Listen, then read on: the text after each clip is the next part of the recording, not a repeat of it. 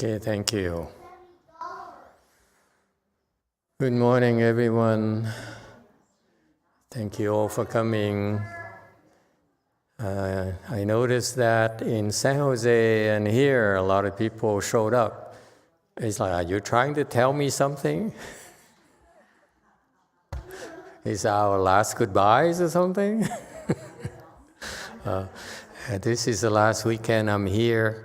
We're going to South Korea for a while to do some Dharma propagation. You have some way places there and disciples there. You need to be trained as well, just like you are. So we actually are looking forward to the chance to share the American Mahayana Dharma with them. And so this is our last goodbyes, I guess. Should my airplane, crashes in the ocean, no regrets. At least I've seen your faces for the last time. Okay.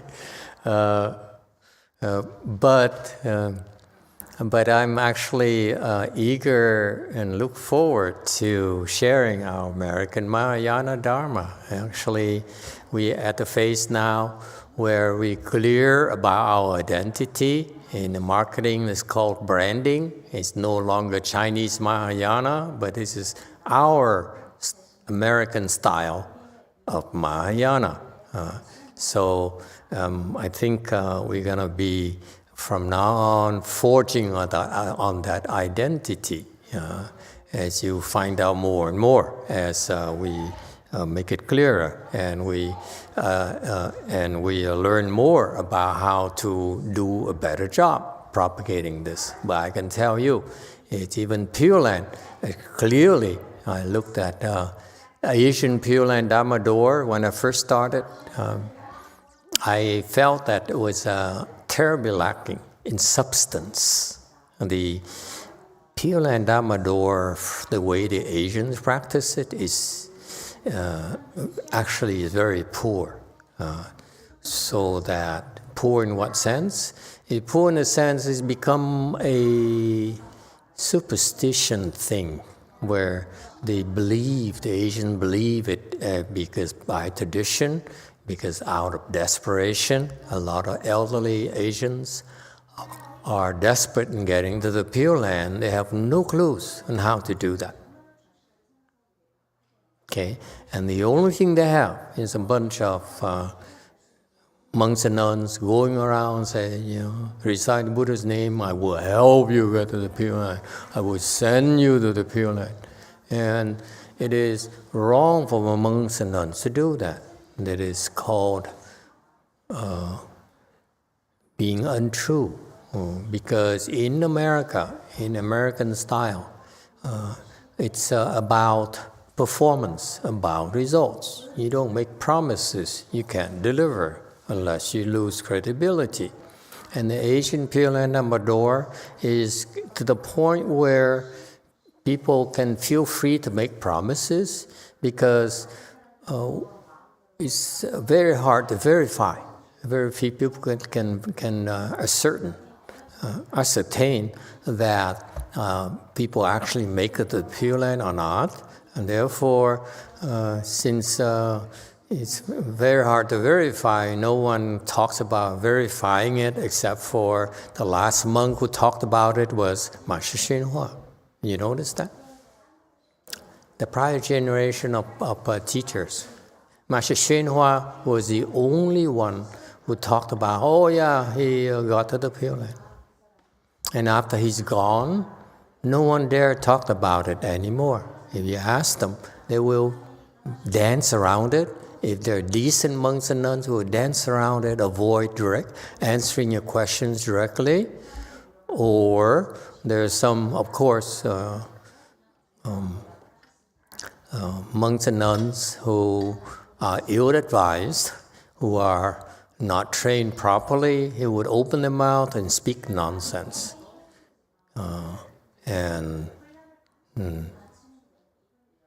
I'm afraid to tell you that the demons came and supported those monks, and they became famous, and they have a lot of followings, and those groups of people practice the wrong Pureland Dharma door. You practice it their way, it's unlikely you make it to the Pureland. That's how serious it is. Okay? And therefore, that's what I call Asian Pureland Dharma door, because to me it's nonsense. To me it's overselling. To me it's superstition. To me it's no concrete results. Okay? It's a very bad way to help with the propagation of the Pureland Dharma door. That's why the Pureland Dharma door, the longer this is allowed to persist, the quicker it will become superstition, that's all. Because when this crop of older people pass away, the young people would really abandon it, because the younger people would ask for some sort of results, some sort of proof, something more substantial than just a desperation. Oh, I'm so old, I don't know what else to do with my life. I'm afraid to continue to revolve in the wheel, therefore help me get to the Pure Land. And they're full prey to the people who are too greedy for fame and recognition. And that's the nature of Asian Pureland Dharma door right now. I don't know of any. Personally, I don't know. I haven't heard of, I haven't seen, I haven't read of any monk and nuns who practice Asian Pureland Buddhism, meaning that the existing Pureland Dharma door, who's really competent enough to help you or to teach Pureland Dharma door. In fact, if you have some skills, let's say some Chan skills, you still don't know enough about the Pureland Dharma door. Why is that? In particular, Master YongHua, when he talked the Pureland Dharma door, he actually didn't elaborate that much when you think about it. He has volumes of translated materials from Chinese into English, and the Pureland Dharma door consisted of one thinner than Holy Cows, of a book called The Buddha Root Farm. That's it. And that shows you the extent of the Pureland Dharma door, that he felt that he was capable of transmitting to his followers. And I'm afraid that you might misunderstand me, but my Pureland handbook is like 10 times thicker than that. Okay, and so I would like to continue to build upon this Pureland Dharma door. Here we got started. I started by writing Pureland Handbook number 1. I was hoping to do Pureland Handbook number 2, and guess what happened? More work came, like opening a temple, like people getting sick and needing help. I actually started helping someone yesterday, and oh my God, I said, you can't pay me enough to do this. Okay, including our Medicine Master Dharma door, I feel is better. Our American Medicine Master Dharma door is better than all the Chinese temples. Medicine Master Dharma doors put together. That's our standards. Okay, in America, we don't BS. Okay, we deliver. We talk 1/100 of what actually is done.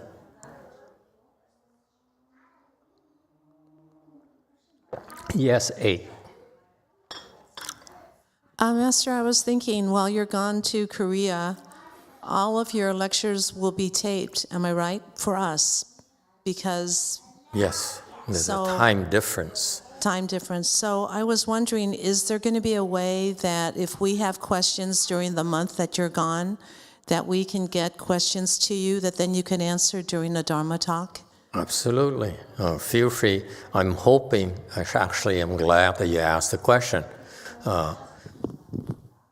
That's have an understanding what you're doing when coming to the temple is very, very important. I tell you this for a few very important reasons. Number one, you are doing maintenance on your health, both physical and mental. Okay, I assure you, those people who come to the temple are so much better off than the people who only simply attend our online classes. Okay, because the facility here designed to assist your cultivation. There's no substitute for it. I looked and looked, there's no substitute at all. I dare you to go to Chungnan and go to Wu Daishan, and you will not get the same kind of support and kind of aid we're providing you at our way places. Because this is just the inner tradition of the Pureland, in Amitabha's Pureland. This is where you will be cultivating with a lot of people who are much higher level than you are. Much higher levels. And that's why the Pure Lands are the best places for you to cultivate. Okay? So this is where you get a lot of help. You know, people don't like to talk about it, especially monks and nuns don't talk about it because they don't do it. When you cultivate, you need a lot of help. When I got started, I didn't get any help for the first 4 years in my professional career as a monk. So I left.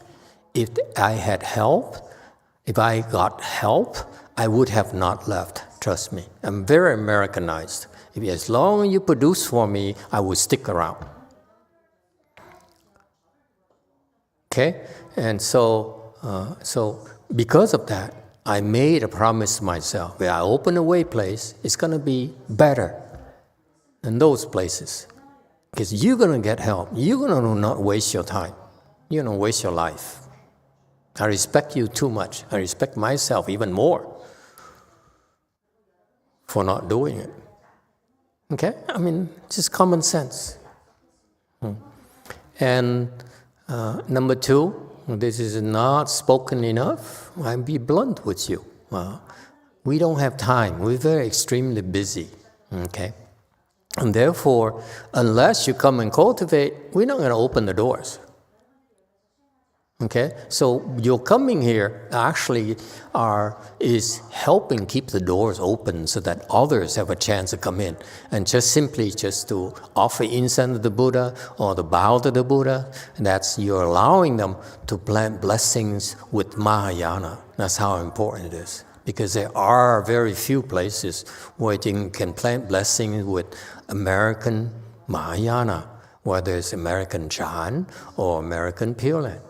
That's why it's so important. That's why I'm tickled pink.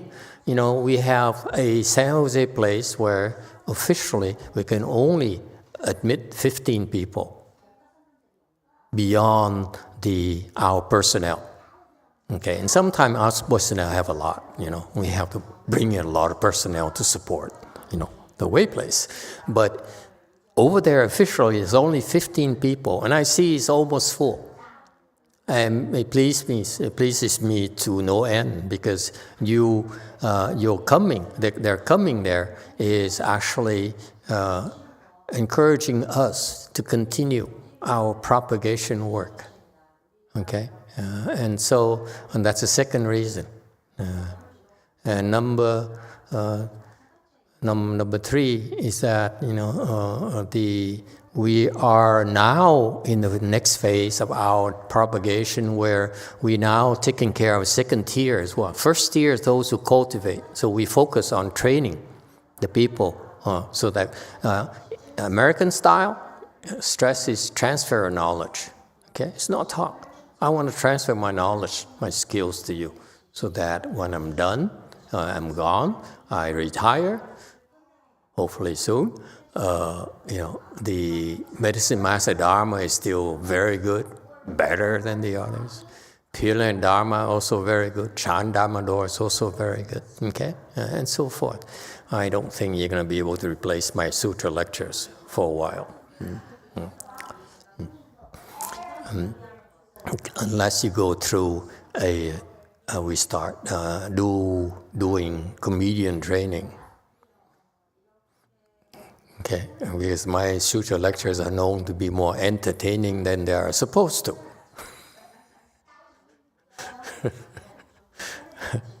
Yeah.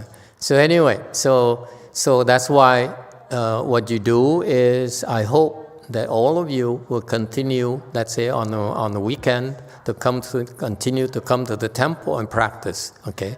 Because that's very important. The cultivation, that first group, that cultivation is you need to do it daily, and you definitely want to go to the temple on the weekends and practice, because that's when you get even more help, okay? And furthermore, I know you prefer to come to a live session, look at my face and laugh at my face and so forth, and ask questions and so forth. But remember two things. Number one, you can always ask questions, because once I'm gone, I'm done. You won't be able to ask questions anymore. I have to remind you. I'm reminding you. I wish I could ask questions of Master YongHua. Would save me so much time. I resolve so many of my questions. I don't have answers. I still don't have a lot of answers to a lot of my questions. Okay, it's a crying shame. I really blame myself for lacking the blessings to be able to do that. Okay, so you are still able to ask questions, number one. Number two, do not ever think that you listen to once, the Dharma once, that's enough. You need to listen at least, conservatively speaking, 50 times. And even if in 10 years you listen to it again, you still find things you missed. Okay?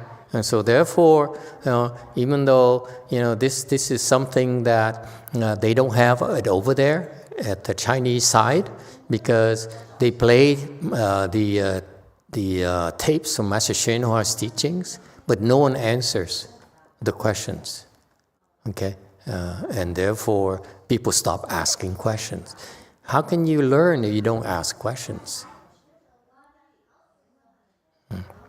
And therefore, when you listen to those tapes that we will make available for you on my Dharma talks or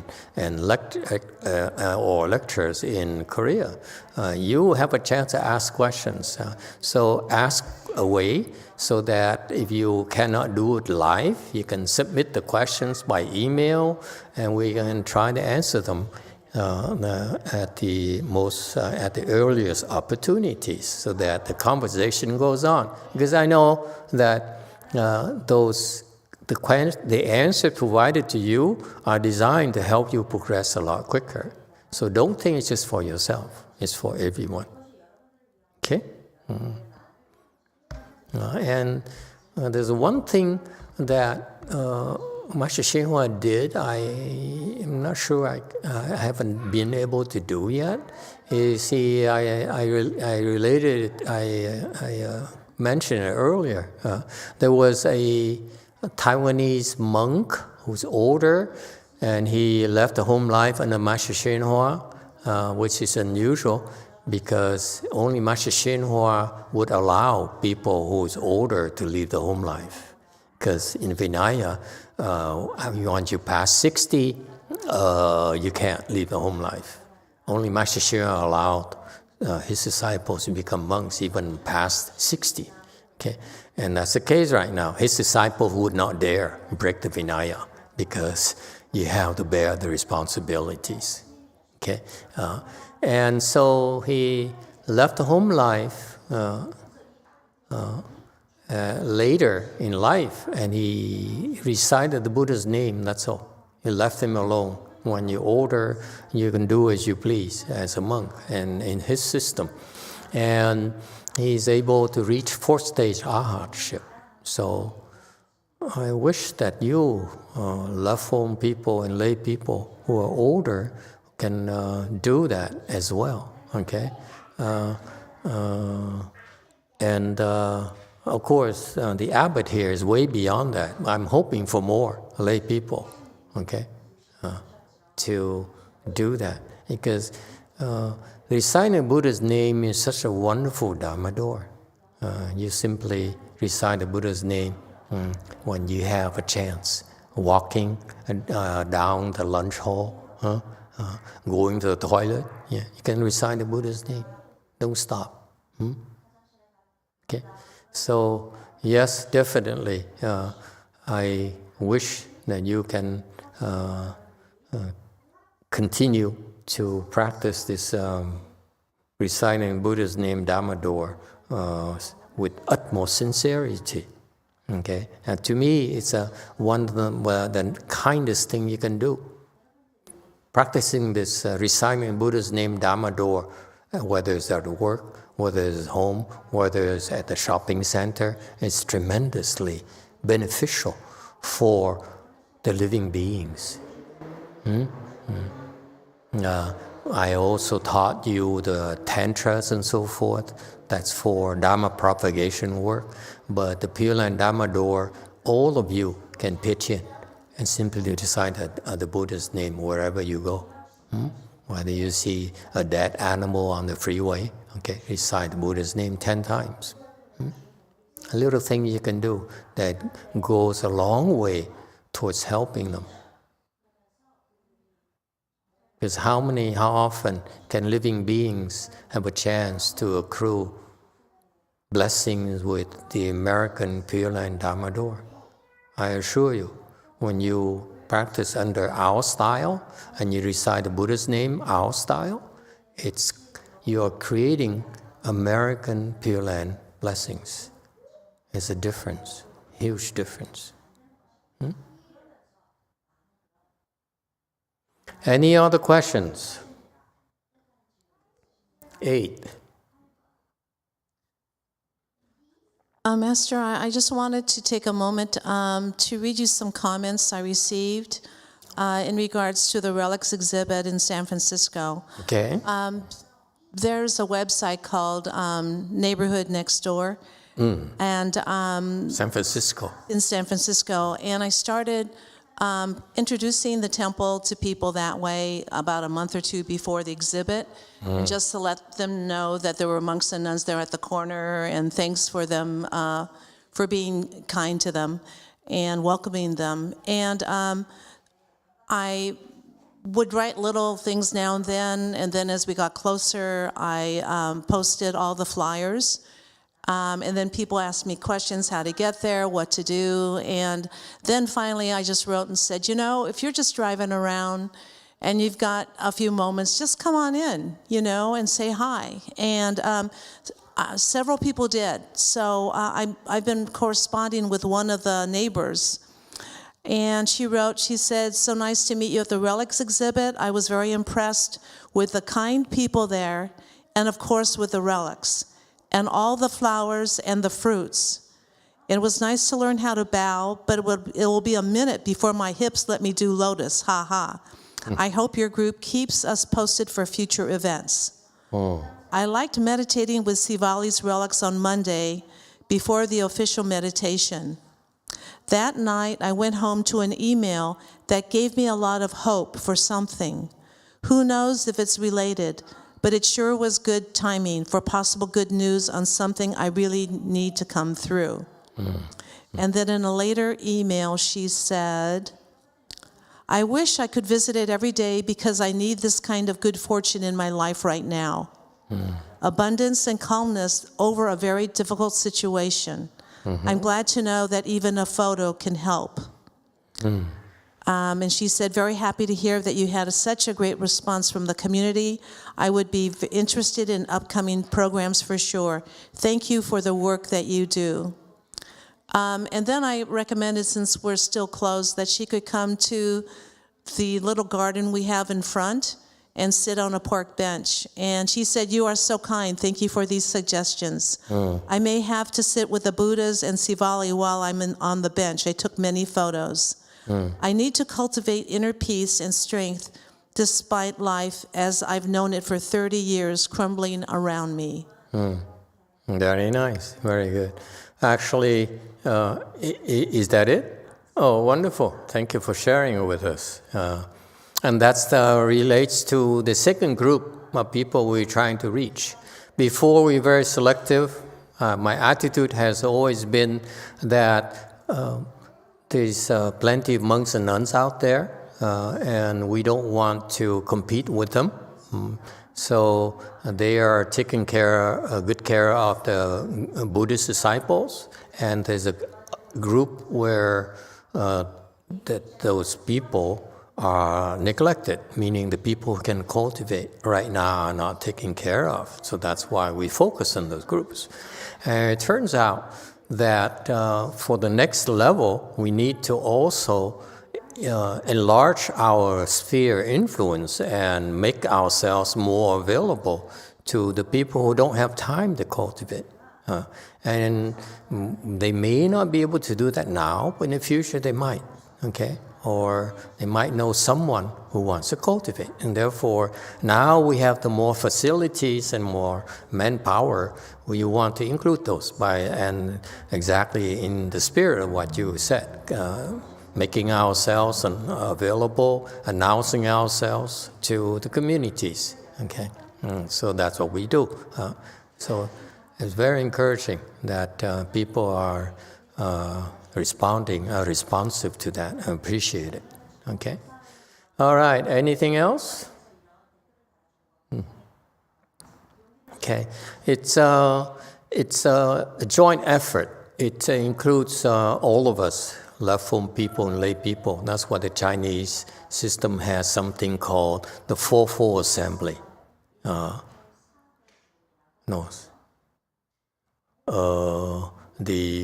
To be honest, the 6-fold assembly, where monks and nuns, novices, both male and female, okay, so that's 4, and lay people, men and women, so that's 6-fold assembly. So it's joint efforts, okay, and so that's what we do, and I actually hope that you rally around the abbots that I've chosen for reasons that probably are not obvious to you, but rally around them because they are the faces and the figureheads of the Dharma. When people need a face, they need a name, okay? And support them and assist them and encourage them. Okay, they are being trained as well. Take the example, the old abbot here of Dharma Treasury Temple. He's older; he should be put to pasture already. But I asked him to delay his retirement. And instead of me putting him in a house near the beach, near the ocean, where we'll support him until the day he dies, I said, why don't you continue to cultivate? And your objective is to help inspire people to cultivate. And he has actually very strong affinities with the Buddha, Amitabha Buddha's Dharma. So he will help us propagate American Pureland Buddhism. And furthermore, it's not just that. It's my policy has always been to let the pale faces take care of pale faces, yellow faces take care of yellow faces, so that Maybe, and I admit to you, I'm neglecting a lot of people for not so obvious reasons, but for very valid reasons. So it's up to him and his supporters to help with the Vietnamese. Or if you speak a different language, then we need to build your own support team to reach your ethnic people, to bring American Mahayana to them. Okay, that's our approach. We will not try to be. I'm not able to connect with everyone. It's up to you to relate, who are much better qualified to relate to your colored people or non-colored people. Okay, it's working actually. It's been working that way for quite a while. Okay, so step up. I feel that our standards are very high. English speaking wise, the Mahayana in the English language is very high standards, higher than before, even higher standard than YongHua, that's for sure. The Vietnamese, we have plenty of personnel who is very, very qualified. The Vietnamese will spend many generations to catch up with us because they lack the foundation. You know, what people don't realize is this. In order for you to build up your skills, your samadhi level, you need the proper foundation. Okay? People who came before you and who are gone already, you know why? I just said this recently. They left because they never believed in building the proper foundation.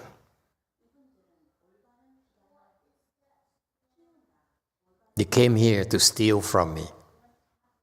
That's it. I let them. And the first one was a Catholic person. Do you remember her? She came here just to steal from me and get her health. She's dying. She prepared to die. I said, well, we should do something about it. And now she lives a normal life. And when she got to second stage art, I said, this is it for you. This is the end of the road for you because you cannot go further. Because in order for you to go further, you need to face your true self. You cannot fake it to me anymore. You can fool me all you want. But in order for you to go from second stage to third stage, you can no longer hide. You can no longer pretend. And sure enough, she ran away. Okay, so it takes the commitment. If you want to go up there, you need to build a proper foundation, and plenty of people around you went through the process already to build a foundation. Went up. That's enabled them to go up very high. Okay. So therefore, cultivation is not just talk, it's results. Without the foundations, you will not be able to make it. With the proper foundation, you get up there very quickly.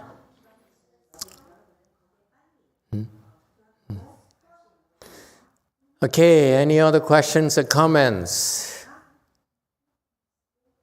Okay, so work hard, don't slack off. Just because I'm gone, it doesn't mean you can slack off. It's going to be a way of life. I'll be floating around. You should go and support your community leaders. Okay, they're called abbots and vice abbots. Support them. Because you do that, you will help your communities in a lot more ways than you can imagine. Okay, I'm very proud of the fact I saw how my disciples who reach pretty good levels of accomplishments now actually going back are making significant contributions in a very low-key way. Okay, in what way? They are far better problem solvers in their own corners of society. Because it's a nature of wisdom. Wisdom, when you have wisdom, you're able to see problems that others cannot. I remember one of my YongHua's disciples who is 8th ground. Okay, and he used to snicker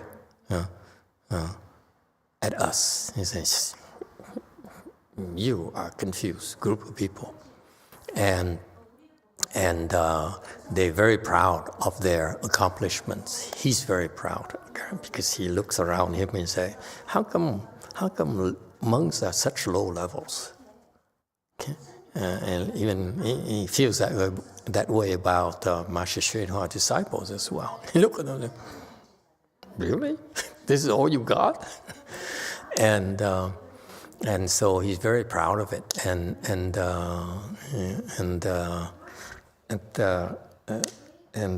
he loved the fact that every time he debated me, he always won. Why is that?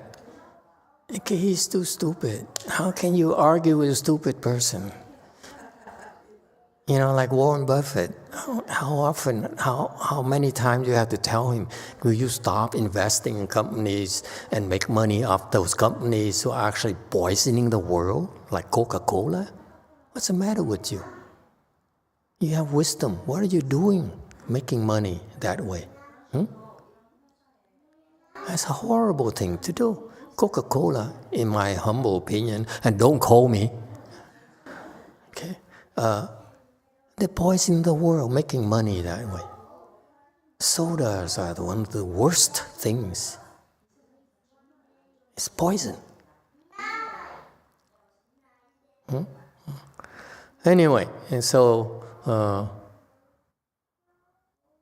I'm rambling again. So I stop here right now. Let's take a short break and come back for lunch offering. Thank you, everyone. Okay, work hard, huh? Don't slack off, please. Okay, so we can start with support your local sheriff. Okay, I'm serious. We are local sheriffs. We keep the ghosts and spirits at bay. Trust me, with how our presence, they will be out of control.